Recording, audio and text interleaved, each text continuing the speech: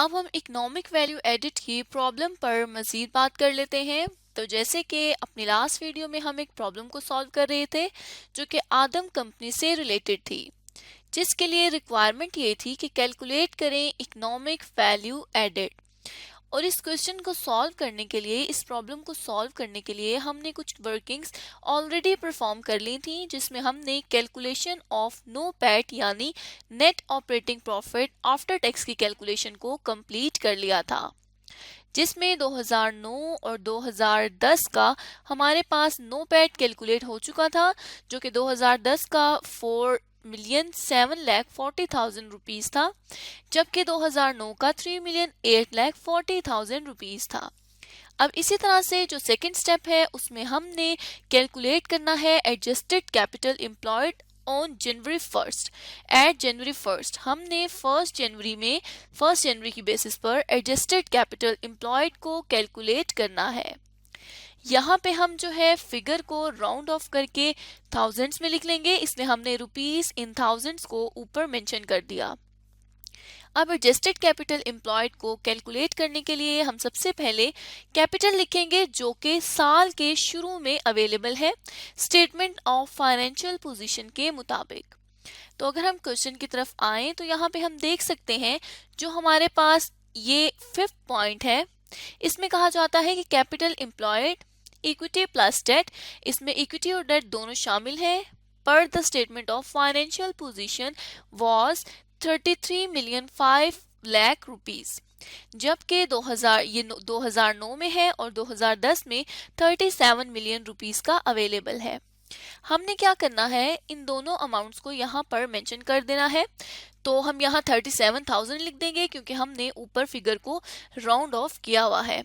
उसके बाद हम यहाँ पे 33,500 को मेंशन कर देंगे।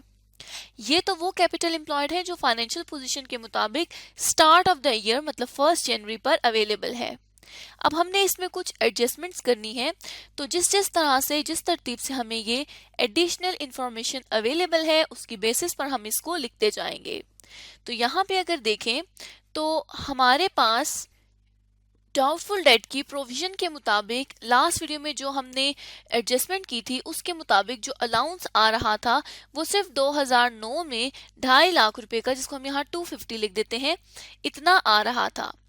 इसी तरह से अब नेक्स्ट अगर एडजस्टमेंट की तरफ जाया जाए तो रिसर्च एंड डेवलपमेंट की कॉस्ट है जो कि 2009 में और 2010 में सेम है, और कितनी है प्रोजेक्ट जेड पर, और कितनी है 500,000 की डॉलर्स की। तो हमने क्या करना है कि जो पोर्शन सिर्फ कैपिटलाइज कर दिया है हमने उसको कंसीडर करना है। तो यहाँ पर कहा जाता है कि प्रोजेक्ट जेड अभी तक कंप्लीटेड नहीं है। तो अगर प्रोजेक्ट जेड कंप्लीटेड नहीं है तो यहाँ पे 500,000 को हम प्रोजेक्ट जेड में लिख देंगे और 2009 में लिखेंगे, क्योंकि इतना जो एक्सपेंस है अभी हम उसको कैपिटलाइज कर रहे हैं। उसके बाद हमने क्या करना है कि प्रोजेक्ट एक्स की तरफ जाना है और उससे रिलेटेड यहाँ पर नेक्स्ट एडजस्टमेंट अवेलेबल है, जिसमें कहा जाता है कि प्रोजेक्ट एक्स जो है उससे रिलेटेड 1.5 मिलियन रुपीस की एक्सपेंडिचर आ रहा है। अब यहाँ पर हमने क्या करना है कि प्रोजेक्ट एक्स में 2009 में हमने क्या करना है, अगर हम देखें एडजस्टमेंट के मुताबिक तो हमने यहाँ पर 2009 में 7,50,000 रुपीस को एमोर्टाइज किया था। तो जितना हमने कैपिटलाइज किया था एमोर्टाइजेशन के थ्रू उसको हम सिर्फ 2009 में मेंशन कर देंगे। और 2010 के लिए ये था कि कंपनी ने सारे का सारा जो है प्रोजेक्ट कंप्लीट कर लिया है और उससे अब कंपनी को बेनिफिट भी आना शुरू हो गया है, तो इसलिए सेकेंड ईयर में हम इसको पूरे का पूरा कैपिटलाइज कर देंगे। अब इसको भी हम 000 को आगे से रिमूव कर देंगे क्योंकि हमने ऊपर राउंड ऑफ फिगर को लिख दिया है। उसके बाद हमने ऐड बैक करने हैं तमाम नॉन कैश एक्सपेंसेस। तो नॉन कैश एक्सपेंसेस को अगर हम देखें तो वो दोनों सालों में सेम इनकर हुए हैं $15,000 के। तो यहाँ पे हम $15,000 को, जिसको हम 15 लिख के दोनों सालों में मेंशन कर देंगे। अब यहाँ पे हमारी तमाम एडजस्टमेंट्स खत्म हो गई हैं क्योंकि इससे नीचे capital employed, taxation, capital structure और डेफर टैक्स से रिलेटेड एडजस्टमेंट्स हैं। तो हमने क्या करना है कि अब इसको हमने टोटल कर देना है, तो हमारे पास एडजस्टेड कैपिटल एम्प्लॉयड आ जाएगा। अब उसके लिए हमने क्या करना है कि इन तमाम फिगर्स को टोटल कर देना है। तो ये 38,515,000 रुपीज आ रहे हैं 2010 में कैपिटल एडजस्टेड कैपिटल एम्प्लॉयड के। इसी तरह से हमने नेक्स्ट ईयर के लिए भी कैलकुलेट कर देना है। तो ये 2009 के लिए आ रहा है ये हमारे पास 35,300,000 रुपीज आ रहे हैं। अब हमने यहाँ पर एडजस्टेड कैपिटल एम्प्लॉयड को भी कैलकुलेट कर लिया है। अब हम अपनी थर्ड वर्किंग पे आएंगे जिसमें हम weighted average cost of capital को कैलकुलेट करेंगे। तो यहाँ पे weighted average cost of capital को कैलकुलेट सबसे पहले हम 2010 के लिए करेंगे। तो 2010 को अगर देखा जाए तो यहाँ पर वेटेज अवेलेबल है जिसके थ्रू ये कहा जाता है कि ये जो कैपिटल स्ट्रक्चर है 60% इक्विटी है और 40% डेट है। तो अगर हम देखें तो यहाँ पे हमारे पास 60% इक्विटी है और इक्विटी का अगर रेट देखा जाए तो वो अवेलेबल है 14% 2010 के लिए और 12% 2009 के लिए। तो हमने यहाँ पर क्या करना है, इक्विटी को मल्टीप्लाई कर देना है उसके रिस्पेक्टिव रेट से, प्लस कर देना है इसमें 40% जो कि हमारा डेट का कैपिटल स्ट्रक्चर है।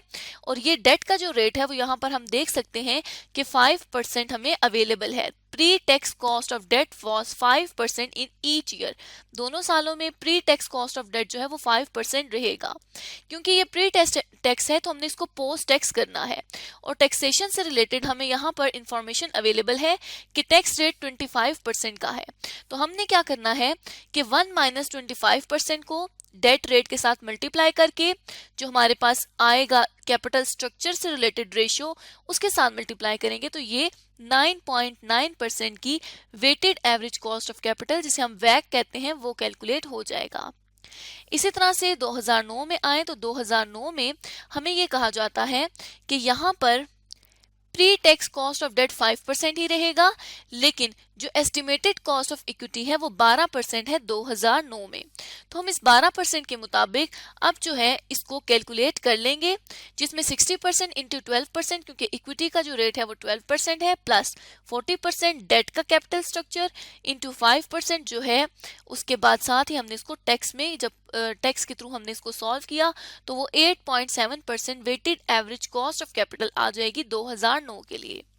अब हम देखें तो हमारे पास नोपैड भी अवेलेबल है, एडजस्टेड कैपिटल एम्प्लॉयड भी है और weighted average cost of capital भी है दोनों सालों की। अब हमने फाइनल स्टेप में करना क्या है, ईवीए या इकोनॉमिक वैल्यू एडेड को कैलकुलेट करना है। अब ईवीए अगर हम देखें तो ईवीए को हम कुछ इस तरह से कैलकुलेट कर सकते हैं कि NOPAT net operating profit after tax में से हमने कैपिटल इनटू वैक करके उसको एलिमिनेट करना है। तो ये हमारे पास इकोनॉमिक वैल्यू एडेड आ जाएगा। तो अब हम सबसे पहले 2010 के लिए ईवीए को कैलकुलेट कर लेते हैं। तो ईवीए में 2010 के लिए जो नोपैड आ रहा है वो 4740 जो कि 4.74 मिलियन रुपीस बनते हैं। इसको हम यहाँ पर लिख देंगे, उसके बाद माइनस कर देंगे इसमें से कैपिटल। तो यहाँ पे एडजस्टेड कैपिटल 38,515,000 रुपीस का है, इसको हमने फुल फिगर में यहाँ लिख दिया और मल्टीप्लाई कर दिया के के साथ जिसको हम कहते हैं कि ये वैक है जो कि 9.9% था। तो ये आ जाएगा $9,27,000 का रुपीस का। तो हमने यहाँ पर ईवीए को 2010 के लिए कैलकुलेट कर लिया है।